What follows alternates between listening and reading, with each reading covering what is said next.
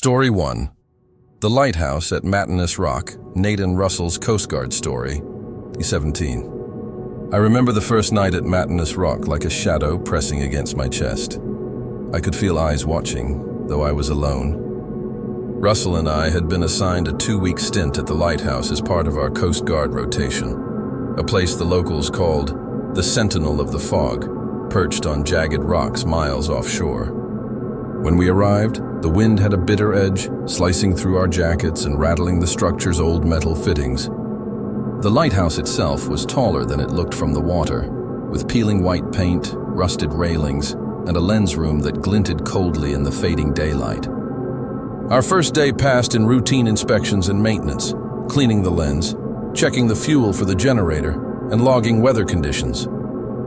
Nothing unusual aside from the isolation. The air smelled perpetually of salt and machinery, and the faint creak of the structure under our weight reminded me that this place had stood against storms for decades, witnessing things we could only imagine. It started the following morning. I was examining the beacon gear when I noticed them. Small pieces of fabric tangled in the mechanism, ragged scraps that looked like they'd been torn from clothing. Not enough to snag anything seriously, but disturbing enough to make my skin crawl. I called Russell over, and he frowned, muttering that no one had been here for months before us. Probably left over from some old maintenance crew, he said, though neither of us could explain why the scraps seemed deliberate, as if placed rather than lost. By the second evening, the unease deepened. The lighthouse generator hummed steadily, and the wind had dropped to a low moan, but I could swear I heard footsteps on the spiral stairs above us, soft at first, then deliberate. Russell laughed it off. Old pipes settling, he said, but the sound was too measured, too human. I tried to tell myself he was right, but my gut twisted every time the steps repeated, echoing in sync with my heartbeat. The first voice came that night, barely more than a whisper, drifting through the radio static. I froze as the faint tone slid under the hum of the generator. "Help, please," it said, cracking like an old recording. Russell grabbed the handheld, scanning the channels. Nothing. "Probably interference from the storms," he muttered. Yet when the same plea came again a few minutes later, coming from the base speaker system we'd tested that afternoon, the color drained from both our faces. It didn't belong to anyone alive, or at least anyone we could reach. We spent hours combing the lighthouse, checking doors, vents, and crawl spaces. Nothing. No signs of intruders, no evidence of anyone hiding. The scraps of clothing kept appearing, inexplicably scattered near the beacon gear, in the maintenance room, even along the spiral staircase. Each time we found them, I felt a subtle shift in the air, a pressure like someone, or something, was leaning closer, just out of sight. By the third day, the isolation started to gnaw at us. The fog rolled in thick around the rock, blotting out the horizon. We took turns keeping watch, staring through binoculars at the swirling gray water, but even the sea seemed different. Almost alive. At night, I swore I could see fleeting figures just beyond the lighthouse's light sweep, dissolving as soon as I blinked. Russell denied seeing anything, though his hands shook more than usual while handling the beacon controls. The psychological tension escalated when we received our first false distress call. The radio crackled with urgency, sharp, unmistakable. "Mayday! Mayday! Stranded! Danger!" The voice was hoarse and desperate, yet completely untraceable. I tried calling back, receiving only the faint, looping static and occasional words that seemed garbled, yet hauntingly clear. "Don't leave them." Russell was pale, gripping the mic like it was a lifeline. "It's a prank," he said. "Someone messing with us." I wanted to believe him, but the timing was uncanny. It always came when the fog was thickest and the scraps of clothing were closest to the equipment. That night, we decided to secure the doors and stay inside. But even within the lighthouse, the sensation of being watched never left. I would wake to Russell staring at the ceiling, eyes wide, whispering nonsense about movement in the shadows. Footsteps circled the rooms when we were sure we were alone. The old metal stair creaked as if someone heavy were pacing above, yet the upper floors were empty. On the 5th day, the voice became coherent. The radio, dead hours before, suddenly spat out a single chilling sentence. "The keeper never left." Not really. The words echoed in the empty tower. I remember my stomach dropping, the hairs on my neck standing rigid. Russell and I froze, neither daring to move or speak. There was no static, no distortion, just that sentence, cold and intimate, like it was meant only for us. We couldn't sleep. Every shadow in the narrow halls twisted into shapes that shouldn't exist. I thought I saw a figure crouched on the balcony outside the lens room, pale as the moonlight, motionless. By the seventh night, we were both exhausted, fraying at the edges of sanity. I noticed Russell was talking to himself more, tracing the spiral stairs with his eyes as if someone followed him constantly. I heard him mutter about the keeper, about how the scraps weren't clothing. They were remnants of the past, tethered to the living like threads through the fog. On the last night, the horror reached its peak. The radio crackled to life spontaneously, louder this time.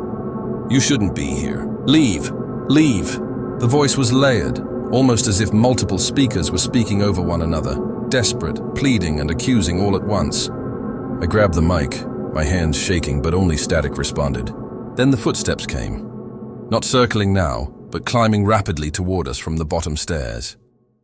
We stood paralyzed, hearts hammering, as the temperature dropped, our breath misting in the narrow hall. Russell whispered something incoherent, and I turned to see him staring at the lens room entrance. Shadows moved unnaturally, stretching toward us. Then silence. The steps stopped. The light in the lens flickered once, as though gasping, and then burned steadily again. I checked the stairwell. Empty. The scraps of cloth were gone, swept clean as if they had never existed. We packed our gear at first light. Neither of us spoke about the incidents during the return trip. But the unease stayed with us. Weeks later, I found a photograph Russell had taken of the lighthouse at sunset, the only picture we had captured that trip.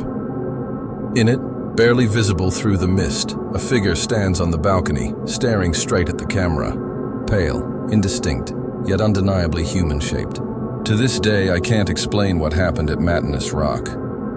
Every time I hear the wind whistling through metal or the faint hum of a generator, I feel those eyes on me again.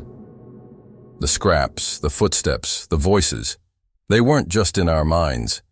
Something remains in that lighthouse, tethered to the beacon, waiting for the next Coast Guard crew foolish enough to think they'll be alone. And I know if you listen closely, even now, you can still hear the faint distress call echoing across the fog, calling to anyone who dares approach. I've never returned, and I don't plan to. Story 2, the Montauk Lighthouse Encounter, Lockdown, 2020. I remember the moment the wind hit us. Sharp and cold, carrying a sound I couldn't place, a low, dragging shuffle behind us though the path was empty. It was April of 2020, and lockdown had made the world feel smaller, quieter, and somehow stranger. I'd matched with her on Tinder a few weeks earlier, Clara. Our chats were easy, flirty, the kind that made the hours slip by. When we realized the beaches were technically still open for walks, we joked about sneaking in somewhere off the map. That's how we ended up at Montauk Lighthouse, the parking lot nearly empty. The usually busy grounds deserted except for the harsh cries of gulls and the constant rolling waves. The air was sharp, salty, almost stinging. We parked a little off the main path, careful not to attract attention. Clara laughed nervously as we climbed the rocky slope to the lighthouse.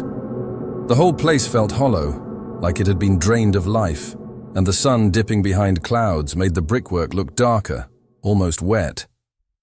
The shuddering sound of the lighthouse's rotating light reached us faintly, a mechanical pulse in the silence. At first it was just fun. We crouched behind rocks, took pictures of the beacon, whispered jokes. But then I noticed something, a shadow flitting near the trees behind us. I chalked it up to gulls, maybe another late afternoon wanderer, but Clara tensed, her eyes scanning the dimming light. And that's when I realized the shadow moved too deliberately, like it was studying us. We tried to ignore it, telling ourselves we were imagining things. The rocks made natural hiding spots, and we leaned against one, smiling at our own ridiculous paranoia. Then we heard it, a deliberate crunch of gravel, slow, measured, not like any bird or raccoon. I froze. Clara's hand gripped mine tighter than it had earlier, and we both turned toward the sound. 3 men stepped out from the thin line of trees. They weren't in uniform, Nothing identifiable, but there was something wrong about the way they moved. Their jackets were dark, hooded, faces half hidden, and the way they spread out flanking the path made me realize we were boxed in. I remember the cold pressing down on my chest, a panic twisting in my stomach. "Hey," one of them called, casual at first, but there was an edge, a weight behind it that made my stomach churn. "What are you doing here?" Clara tried to laugh, nervous and high-pitched. "Just exploring. Wanted to see the lighthouse." The man didn't respond with words, just a slow step forward. The others mirrored him. My throat went dry. I wanted to run, but the path behind us was exposed, the rocks slippery, the sand uneven. I remember the sound before I saw it. A metallic scrape, like someone trying a handle. The sharpest kind of intentional sound. One of them had moved closer to the lighthouse door, the old brass handle rattling in a way that made my heart spike. The building was locked tight, but the sound itself was enough to twist the air around us, heavy and expectant. Clara whispered that we should leave, that maybe they'd just go away. I shook my head, unsure if that was true. Every instinct screamed we shouldn't turn our backs. The men were deliberate, patient, like predators testing us. The air felt heavier, colder, as if the wind itself had paused to watch. We started moving sideways along the rocks, keeping our eyes on the men, trying to appear casual. But one of them broke off, circling around the front of the lighthouse, forcing us to move faster. Our feet slipped on wet stone, our breaths coming in sharp, loud gasps. Clara stumbled, and I grabbed her arm before she fell, dragging her along. The gravel behind us betrayed every step. I remember thinking, absurdly, that if we could just make it back to the path we parked on, maybe they'd stop. But they were too fast, too deliberate. The sound of boots hitting stone echoed, making every step feel like it was measured against ours. The closest one reached out a hand, almost brushing Clara's shoulder. She shrieked, a pure, terrified sound, and it was all I needed to start running. We darted down the slope, slipping over jagged rocks, the wind whipping at our faces, tangling hair, tearing at clothes. The men were behind us, but now their pursuit was louder, faster. I could hear breathing, heavier than it should have been, ragged with effort, but controlled, deliberate. Every time we glanced back, they were there. No faces visible, just dark shapes that moved unnervingly in sync. Somehow, we made it to the sandy path that led to the parking lot. The cars were distant, but the headlights of our vehicle felt like a small beacon in a storm.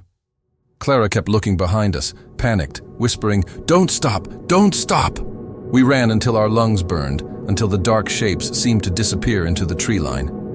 When we reached my car, hands shaking, chest heaving, I fumbled with the keys. Clara yanked the door open, climbing inside, and we didn't speak. The engine roared to life, headlights cutting through the twilight, and as we drove away, I dared a glance in the rearview mirror. For a split second, I thought I saw them standing at the edge of the rocks, silhouettes frozen, watching us leave. And then they were gone. We didn't speak about it on the drive back, not much afterward either. It was like naming it gave it power, but the memory never faded. The smell of salt and wet stone, the cold press of the wind, the metallic scrape of a door handle, and the feeling of eyes following us when no one should have been there. Weeks later, I tried to rationalize it. Maybe it was a local prank, teenagers taking advantage of the empty grounds during lockdown. Maybe my imagination had amplified a coincidence. But Clara refused to go near Montauk again. And I, even now, find myself scanning shadows when I think of that place, hearing echoes in the wind that match footsteps we should have been able to outrun. The strangest part? Even though we never saw faces clearly, I remember feeling recognized. Like whatever those men were, they weren't just chasing us. They had been waiting, patient, watching, as if they knew exactly who we were before we even arrived. The thought makes my skin crawl every time. I've stayed away from Montauk since. I tell people it was just a bad experience, a near miss. But sometimes, when I'm alone, I swear I can hear that same metallic scrape in my apartment, or the faint shuffle of boots in the distance, reminding me that some shadows don't stay in one place. And sometimes I wonder, if we hadn't left when we did, if we'd slowed even for a second, would they have let us go at all? The memory of that wind, that sound, and the unrelenting gaze of the unknown men has stayed with me. And in the quiet moments, I realize the most terrifying part isn't what they might have done. It's that they were always there, and they might still be, waiting for someone else foolish enough to trespass. I still get chills thinking about the lighthouse, the abandoned path, and the way the shadows seemed alive.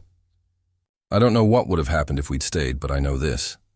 Some places aren't meant to be explored. And some people, or whatever they were, aren't meant to be seen.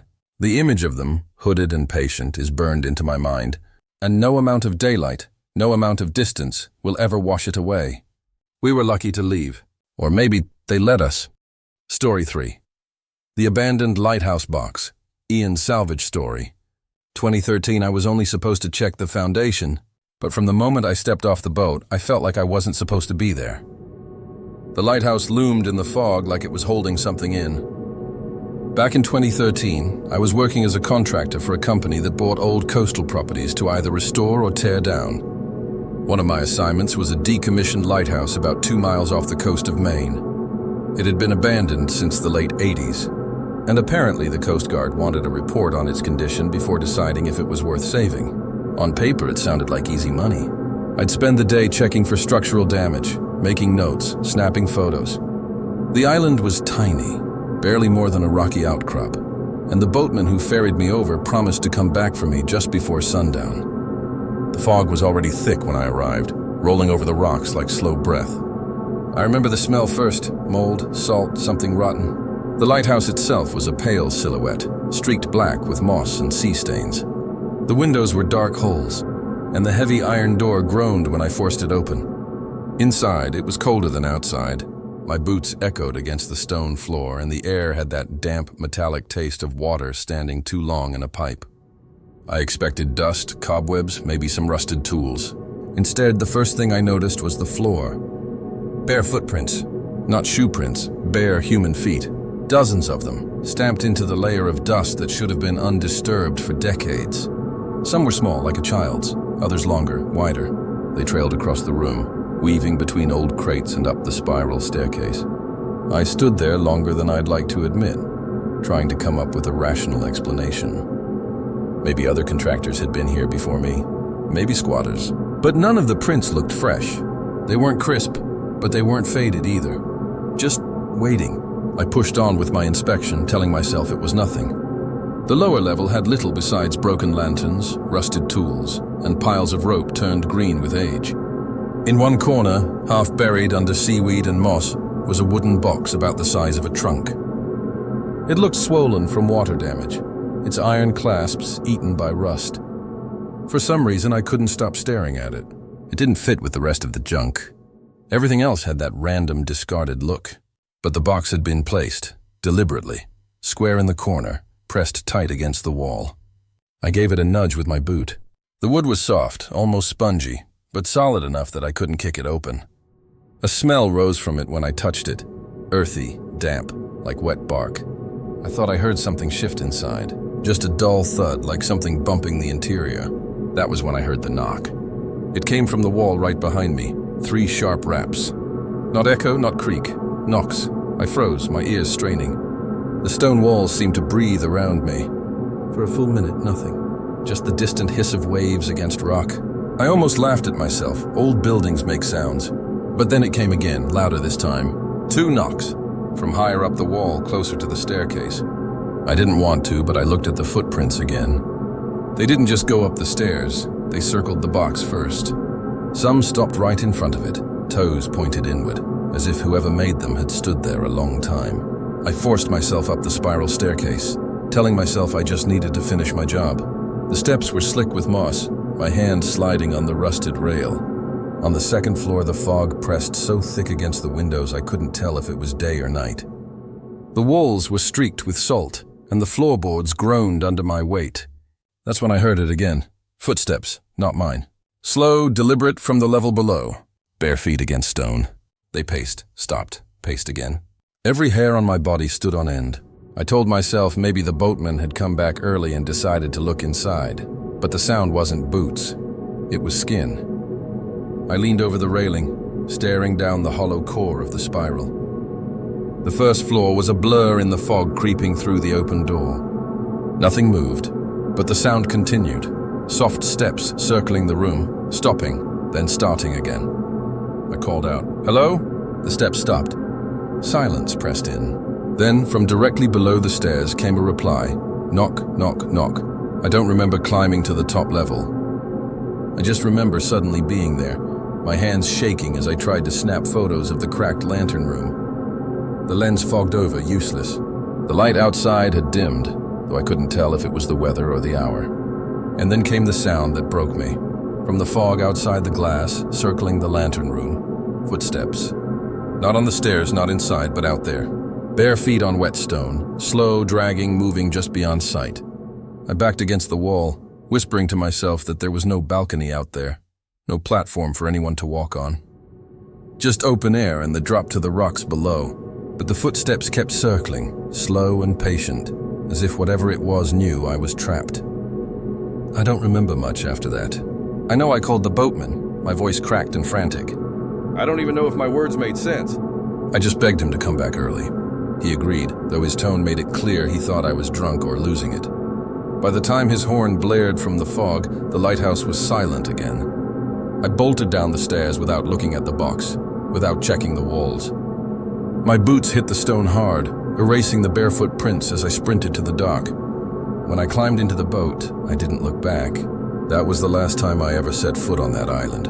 I told the company the structure was unsalvageable, unstable. They didn't argue. The place is still standing out there as far as I know. But sometimes, when the fog rolls thick on the coast, I swear I hear it again. Knock, knock, knock.